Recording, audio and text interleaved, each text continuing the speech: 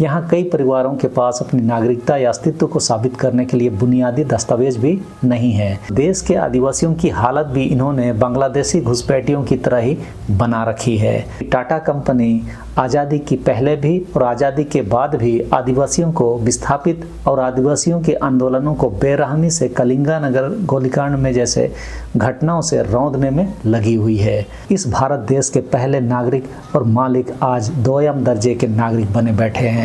आप देश के मालिक हैं, अपने अंदर इस मालिकाना हक को जगाइए और उलगुलान कर दीजिए। जोहार साथियों, मैं मुकेश विरवा।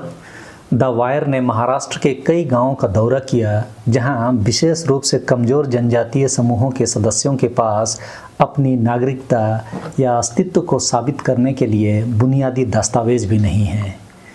मतदाता पहचान पत्र की तो बात ही छोड़िए।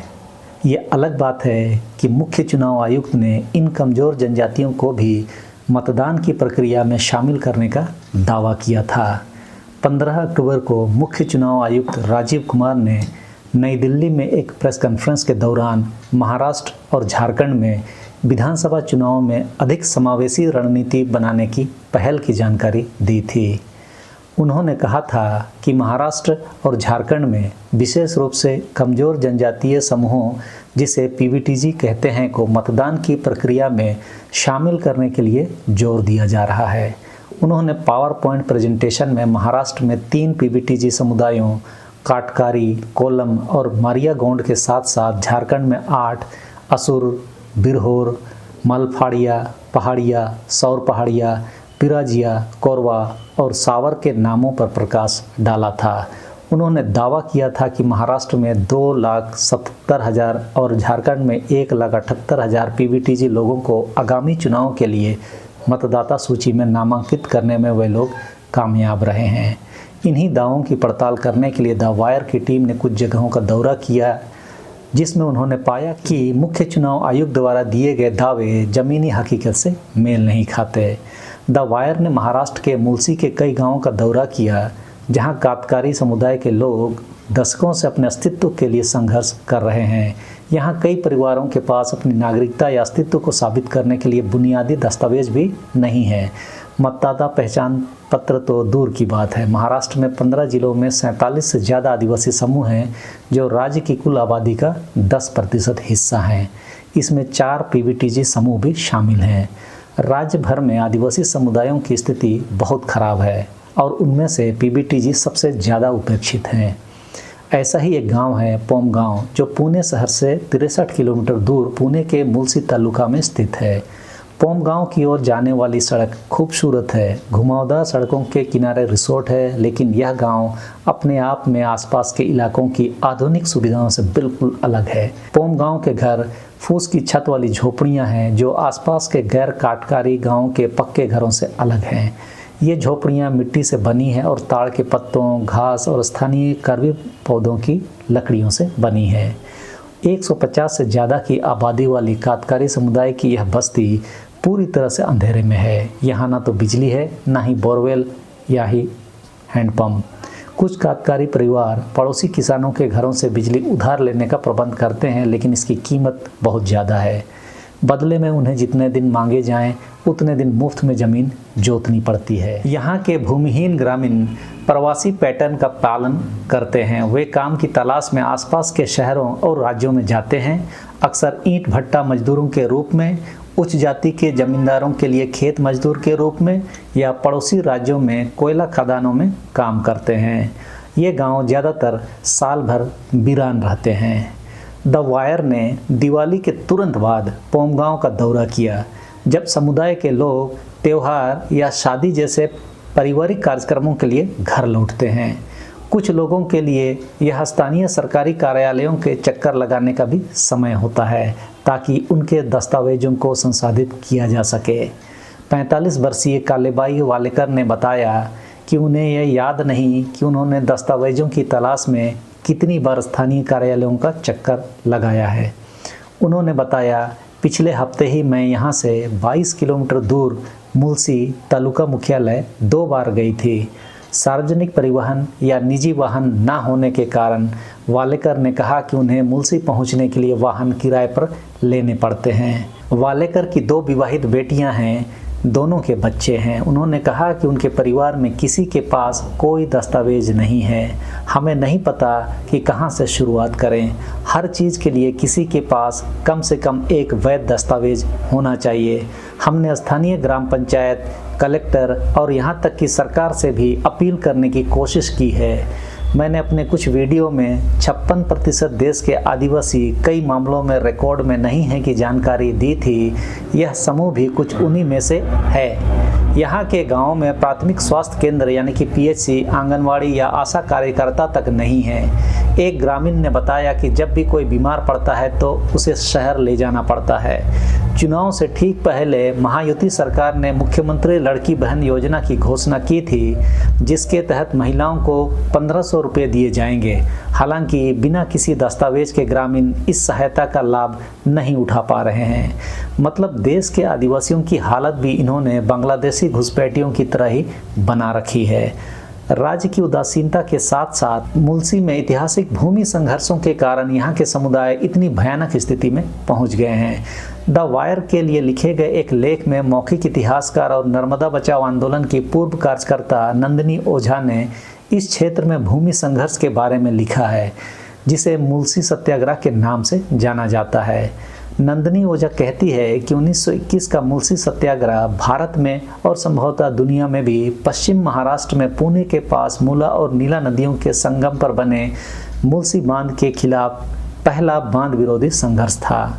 लोगों का यह विरोध टाटा के खिलाफ था, जो मुंबई को बिजली प्रदान करने के लिए मुलसी बांध बनाना चाहते थे। बांध के निर्माण के दौरान 52 गांव बेरहमी से डूब गए। चूँकि तत्कालीन औपनिवेशिक ब्रिटिश सरकार और टाटा दोनों ने पुनर्वास के लिए कोई भूमि उपलब्ध नहीं कराई थी, इसीलिए ग्रामीण बांध के बाहरी इलाके में रहने लगे। मतलब आप समझिए कि ज़िंदगी के साथ भी और ज़िंदगी के बाद भी वाली स्थिति कि टाटा कंपनी आज़ादी की पहले भी और आज़ादी के बाद भी आदिवासियों को विस्थापित और आदिवासियों के आंदोलनों को बेरहमी से कलिंगा नगर गोलीकांड में जैसे घटनाओं से रौंदने में लगी हुई है। आज की हालत तो ऐसी है कि आदिवासी लोगों को गोलियों से भूनने के बाद भी आदिवासी समाज के लोग टाटा के साथ काम करने में गर्व महसूस करते हैं। पोम गांव से कुछ किलोमीटर की दूरी पर वलनेवाड़ी है। वहां 1950 के दशक की शुरुआत से ही फूस की छत वाले 17 घर बने हुए हैं। सभी परिवार जो काटकरी समुदाय से हैं कहते हैं कि वे आजीविका की तलाश में तामिनी घाट के दूसरे तरफ से पलायन कर आए हैं। 35 वर्षीय अशिक्षित महिला कमल जाधव, उन्होंने कहा कि रायगढ़ जिले के उनके गांव में उस साल भयंकर सूखा पड़ा था, इसीलिए वे 70 के दशक में बाहर चले गए और तब से यहीं रह रहे हैं। हालांकि गांव में सिर्फ 17 छोटी छोटी झोपड़ियां हैं, लेकिन हर घर में कम से कम 4 से 5 परिवार रहते हैं। ग्रामीणों को अपनी झोपड़ियों का विस्तार करने या नई झोपड़ियां बनाने से मना किया जाता है। जादव कहते हैं कि यह जमीन टाटा के स्वामित्व में है। हर कुछ दिनों में कंपनी अलग अलग गांव में गुंडे भेजती है ताकि यह पता लगाया जा सके कि कोई नया ढांचा तो नहीं बना है। अगर उन्हें मौजूदा ढांचे में कोई बदलाव नज़र आता है तो वे टाटा मॉडल ऑफ विकास के तहत उसे तुरंत नष्ट कर देते हैं। द वायर ने जिन गांवों का दौरा किया उनमें से अधिकांश में हिंसा, विनाश और टाटा समूह द्वारा नियोजित लोगों द्वारा लगातार धमकी दिए जाने की कहानियां सामने आई। वैसे ही जैसे हसदेव अरण्य में अडानी समूह अपने कोऑर्डिनेटर नियुक्त करके कर रही है। ग्रामीणों ने बताया कि बेरोजगारी, भयंकर गरीबी और भयानक जीवन स्थितियों ने समुदाय, खासकर पुरुषों को शराब की लत में धकेल दिया है। शराब गांव में ही बनाई जाती है और स्थानीय स्तर पर सभी आयु वर्ग के पुरुष और महिलाएं इसका सेवन करते हैं। इस क्षेत्र में नकली शराब के कारण मौतें होना आम बात है। वलनबाड़ी में कई महिलाओं ने 30 की उम्र में अपने पति को खोने की कहानियां साझा की। समुदाय में अकेली माताओं को अपने बच्चों को पालने के लिए संघर्ष करते देखना आम बात है। तमाम मुश्किलों से जूझते हुए 45 वर्षीय कलसुबाई जाधव किसी तरह अपने बच्चों को शिक्षा दिलाने में कामयाब रही। शायद ऐसा करने वाला गांव का वह पहला परिवार रहा। जाधव अपने अस्तित्व को साबित करने के लिए सरकारी दस्तावेज दिखाने वाले पहले परिवार भी हैं। कलसुबाई जाधव के एक बच्चे श्रीकांत ने 10वीं तक पढ़ाई की। उन्होंने बताया कि ऐसा करने वाला वह गांव का पहला व्यक्ति है, लेकिन शिक्षा का कोई खास मतलब नहीं है। स्थानीय स्तर पर नौकरी न मिलने के कारण श्रीकांत को कोयला खदान में मजदूर के तौर पर काम करने के लिए कर्नाटक के यादगीर जिले में जाना पड़ा। कार्यकर्ता नागेश गायकवाड़, जो 6 साल से इस समुदाय के साथ काम कर रहे हैं, कहते हैं कि चुनौतियां तो बहुत है, लेकिन अगर सरकार चाहे तो रातों रात इन चिंताओं को दूर कर सकती है। लेकिन कोई भी इस आदिवासी समुदाय को अपने निर्वाचन क्षेत्र के रूप में नहीं देखता। यह एक बहुत छोटा और कमज़ोर आदिवासी समूह है। पार्टी लाइन से परे इस समुदाय के बारे में धारणा एक जैसी है, मतलब सभी पार्टियों की राय इस समूह के बारे में एक जैसी है, कोई भी इसका वास्तविक ख्याल नहीं रखती है। हालांकि उन्होंने अपना सामाजिक संगठन सत्यशोधक बहुजन अघाड़ी बनाकर धीरे धीरे इस क्षेत्र में कुछ प्रगति लाने का प्रयास किया है। उनके संगठन से जुड़े अपने ही समुदाय के कार्यकर्ताओं के माध्यम से पिछले कुछ वर्षों में हर गांव में कुछ परिवारों को राशन कार्ड मिल पाए हैं। कुछ के पास अब आधार कार्ड भी हैं। राशन कार्ड तभी सार्थक होगा जब स्थानीय सार्वजनिक वितरण प्रणाली यानी कि PDS यहाँ ठीक से काम करे। उनका आधार कार्ड तभी कुछ मायने रखता है जब उनके बैंक खाते PDS कार्ड या उनके जॉब कार्ड इससे जुड़े हों, लेकिन अभी तक ऐसा कुछ नहीं हुआ है। मुलसी तालुका पश्चिमी महाराष्ट्र के भोर निर्वाचन क्षेत्र के अंतर्गत कांग्रेस के वर्तमान विधायक संग्राम अनंतराव थोपटे फिर से मैदान में हैं और NCP अजीत पवार गुट के उम्मीदवार शंकर हीरामन मांडेकर के खिलाफ चुनाव लड़ रहे हैं। द वायर ने जिन गांवों का दौरा किया उनमें से कोई भी यह नहीं बता पाया कि उनका निर्वाचित उम्मीदवार कौन है या इस बार चुनाव कौन लड़ रहा है। तामिनी गांव के 59 वर्षीय शरद कवालनिकर ने कहा कि जब हम उनके लिए कोई मायने ही नहीं रखते तो हमें इससे क्या फ़र्क पड़ना चाहिए। इन परिस्थितियों से तो हम सहज ही यह अंदाज़ा लगा सकते हैं कि चुनाव आयुक्त राजीव कुमार का दावा कि PBTJ समूह के आदिवासी लोगों को मतदान प्रक्रिया से जोड़ने में वे सफल हुए, वह सिर्फ एक डेटा है। आदिवासियों को उनके हालात में छोड़ दिया गया है। सिर्फ आंकड़ों में अपनी बाजीगरी दिखाने के लिए प्रेस के सामने ये लोग बयान देते रहते हैं।